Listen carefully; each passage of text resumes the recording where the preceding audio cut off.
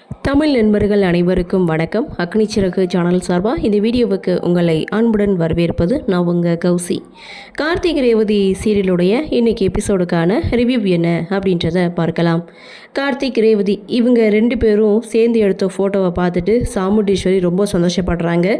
சாமுண்டீஸ்வரி மட்டும் இல்லை, அதை பார்த்த ராஜராஜன், மயில் வாகனம் இவங்க எல்லாரும் சந்தோஷப்பட்டாலும் ரெண்டு பேரும் அங்கே போனால் சண்டை போட்டுப்பாங்க அப்படின்னு பார்த்தா இவங்க ரெண்டு பேரும் ஒன்று சேர்ந்துட்டாங்களே அப்படின்ற ஒரு கோபத்தில் சந்திரா ஒரு பக்கம் நிற்க, ரேவதி இப்படி மனசு மாறிட்டாலே அப்படின்னு சொல்லிட்டு ரோகிணியும் துர்காவும் பேசிகிட்டு இருக்க அந்த இடத்துல நவீன் துர்கா கிட்ட சொல்கிறாரு, நம்மளுக்கும் கல்யாணம் ஆகிட்டா இப்படி தான் நம்ம சேர்ந்து ஃபோட்டோ எடுத்துக்கணும் அப்படின்னு சொல்லும்போது இங்கே நவீனுடைய காலை துர்கா வந்து மிதிக்க அந்த இடத்துல வலி தாங்க முடியாமல் நவீன் ஒரு பக்கம் சத்தம் போட என்னாச்சுன்னு சொல்லி ராஜராஜன் கேட்குறாரு. இல்லை எறும்பு கடிச்சிருச்சு அப்படின்னு சொல்லும்போது, எறும்பு கடிச்சாதான் இப்படி அலற, ஏதோ யானையை வச்சு மிதித்த மாதிரி அலறிட்டு இருக்கே அப்படின்னு சொல்லி இவங்களுடைய கன்வர்சேஷனை முடிக்கிறாங்க.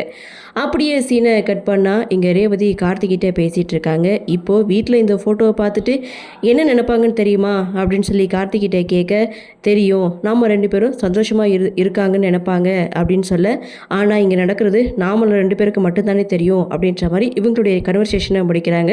ஸோ அடுத்து இவங்க 4 பேருமே ஹோட்டலுக்கு போகிறாங்க. போன இடத்துல இங்கே திவ்யாவுக்கு ரூம் அலர்ட் ஆகுது. ஸோ அந்த இடத்துல ரேவதி கிட்ட ஒரு விஷயத்த சொல்கிறாங்க. அதாவது இன்றைக்கி நைட்டு உங்களுக்கு ஒரு சர்ப்ரைஸ் வந்து வச்சுருக்கோம், கரெக்டாக 7 மணிக்கு கார்டனுக்கு வந்துடுங்க அப்படின்னு சொல்ல, என்ன சர்ப்ரைஸ் அப்படின்னு சொல்லி ரேவதி ஒரு பக்கம் கேட்க, நீ வா சொல்கிறேன் அப்படின்னு சொல்லி எல்லாரும் பேசிகிட்டு இருக்கதை மாயா ஒரு பக்கம் மறைஞ்சிருந்து பார்த்துட்டு இருக்காங்க. அதை கார்த்தி நோட் பண்ணுறாரு. ஸோ பார்த்துட்டு வெளியில் வந்து பார்த்தா மாயா கார்த்தியுடைய கண்ணில் படாமல் ஓடி போய் மறைஞ்சிக்கிறாங்க. அப்போ தான் கார்த்தி அங்கே இருக்க சிசிடிவி ஃபுட்டேஜை வந்து பார்க்குறாங்க. பட் இன்னும் செக் பண்ணலை. ரூமுக்கு போன ரேவதி பயங்கர கோவத்தோட கார்த்திகிட்டே பேசிகிட்டு இருக்காங்க.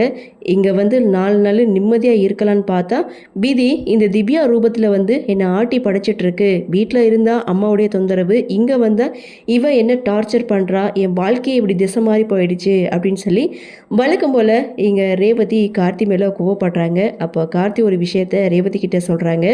தவிர்க்க முடியாத காரணத்தினால தான் உன் கழுத்தில் நான் தாலி கட்ட வேண்டியதாகிடுச்சு, நான் விருப்பப்பட்டெல்லாம் கட்டலைன்னு கார்த்தி சொன்னாலும் அதை எப்போதுமே ரேவதி ஏற்றுக்க மாட்டாங்க. அரைச்சமாவே நீ அரைச்சிட்ருக்காத அப்படின்னு சொல்லி கார்த்தியை திட்ட, சரி நீ எதுக்காக பார்ட்டிக்கு வரேன்னு ஒத்துக்கிட்டா, வரலேன்னு சொல்ல வேண்டியதானே, அங்கே வரலேன்னு சொல்லிட்டு இங்கே வந்து புலம்பிகிட்டு இருக்க அப்படின்னு சொல்லி கார்த்தி கேட்கும்போது, எப்படி வரலேன்னு சொல்ல முடியும், நான் வேறு காலேஜ் படிக்கும்போது ஓவராக அளந்து விட்டுட்டேன், இப்போது அதெல்லாம் இல்லைன்னு நினச்சா என்னை தவற நினச்சிக்க மாட்டாளான்னு சொல்லி ரேவதி ஒரு பக்கம் புலம்ப, கார்த்தி அங்கேருந்து கிளம்புறாரு. அப்படியே சீனை கட் பண்ணால் இங்கே ரேவதி கார்த்தி 2 பேரும் ரெடி ஆகிட்டாங்க. ரேவதியோடைய ஃப்ரெண்டு பார்த்திங்கன்னா அங்கே ரேவதிக்காக காத்துட்ருக்காங்க. பட் அவங்க இன்னும் வரலையேன்னு சொல்லிட்டு ரேவதிக்கு கால் பண்ணால் இதோ வர்றேன் அப்படின்னு சொல்லி ஃபோனை கட் பண்ண போகிறதுக்கு முன்னாடி ரேவதி கார்த்திகிட்ட ஒரு விஷயத்தை பற்றி பேசுகிறாங்க. அங்கே வந்து அதை சொன்னாங்க, இதை செய்ய சொன்னாங்கன்னு நீ வந்து என்கிட்ட அட்வான்டேஜ் எடுத்துக்கக்கூடாது அப்படின்னு சொல்லி கார்த்தியை வார்ன் பண்ணி தான் அங்கேருந்து கூட்டிகிட்டு போகிறாங்க. போய் கடலில் பார்த்தா அங்கே யாரையுமே காணும். ஸோ அப்போ தான் ரேவதிக்கு சர்ப்ரைஸ் கொடுக்குறாங்க. என்னென்னு பார்த்தா ரேவதியோடைய காலேஜ் ஃப்ரெண்ட்ஸ் எல்லாருமே இங்கே திவ்யா வந்து வர வச்சுருப்பாங்க. ஸோ அந்த இடத்துல கார்த்திக் ரேவதி 2 பேருக்குமே திருமண நாள் வாழ்த்துக்கள் அப்படின்ற மாதிரி இங்கிலீஷில் பாடிக்கிட்டே எல்லாருடைய என்ட்ரி. ஸோ அந்த இடத்துல ரேவதி ரொம்ப சந்தோஷப்பட்டாலும் என்னுடைய நிலைமை தெரியாமல் இவங்கெல்லாம் இப்படி பண்ணிகிட்டு இருக்காங்கன்னு ரேவதி மனசுக்குள்ளே வருத்தப்படுறாங்க. ரேவதியுடைய ஃப்ரெண்டு வந்து கார்த்திகிட்ட சொல்கிறது, ரேவதி மாதிரி பொண்ணு கிடைக்க நீங்கள் கொடுத்து வச்சுருக்கணும் அப்படின்னு சொல்ல, அதை வந்து முழு மனதாக கார்த்தியும் ஏற்றுக்கிறாரு. ஆமாம் கண்டிப்பாக அப்படின்னு சொல்ல, ரேவதி மாதிரி ஒரு பொண்ணு கிடைக்க நான் தான் கொடுத்து வச்சுருக்கணும் அப்படின்னு சொல்லும்போது, நாங்கள் சொல்கிறதுக்காக சொல்கிறீங்களான்னு சொல்லி கேட்குறாங்க. அப்படிலாம் எதுவும் கிடையாது. ஸோ பணத்தை வச்சு ஒருத்தரை மதிப்பிட முடியாதுன்னு ரேவதி மூலமாக தான் நான் தெரிஞ்சுக்கிட்டேன். ஏன்னா எல்லார்கிட்டையும் அவங்க வந்து அன்பாக பேசுகிறது, அக்கறையாக நடந்துக்கிறது, அது எனக்கு ரொம்பவே பிடிச்சிருக்கு, அதை வச்சு தான் நான் சொல்கிறேன் அப்படின்னு அந்த இடத்துல ரேவதியை புகழ்ந்து கார்த்தி பேசுவார். ஆனால் ரேவதி மனசுக்குள்ளே வந்து நினச்சிட்டு இருப்பாங்க, இவன் ரொம்ப ஓவராக புகழ்கிறான், இவன் பேச்சு கேட்டு மனசு மாறிடாத ரேவதி அப்படின்னு சொல்லிட்டு மனசுக்குள்ளே வந்து பேசிட்டு ஜஸ்ட் ஒரு ஸ்மைலோடு நின்றுட்டுருக்காங்க. உன்னுடைய கணவர் இவ்வளவுக்கு உன்னை புகழ்ந்து பேசியிருக்காரு, நீனும் எதுவும் பேசாமல் சைலண்ட்டாக நின்றுட்டுருக்க அப்படின்னு சொல்லி கேட்குறாங்க. அதெல்லாம் ஒன்றும் இல்லை அப்படின்னு சொல்லி சிரிச்சுக்கிட்டே ரேவதி நிற்க, இன்னொரு சர்ப்ரைஸ் இருக்குது அப்படின்னு சொல்லிட்டு கேக் கொண்டு வந்து வைக்கிறாங்க. ஸோ கார்த்திக் ரேவதி இவங்க 2 பேரையும் சேர்ந்து மாதிரி கேக் வெட்ட சொல்கிறாங்க. இவங்க 2 பேரும் கேக் வெட்டுறாங்க. அந்த இடத்துல ஒருத்தருக்கு ஒருத்தர் ஊட்டி விட சொல்கிறாங்க. ஸோ தவிர்க்க முடியாத காரணத்தினால 2 பேருமே ஒருத்தருக்கு ஒருத்தர் ஊட்டி விட்டுட்ருக்காங்க.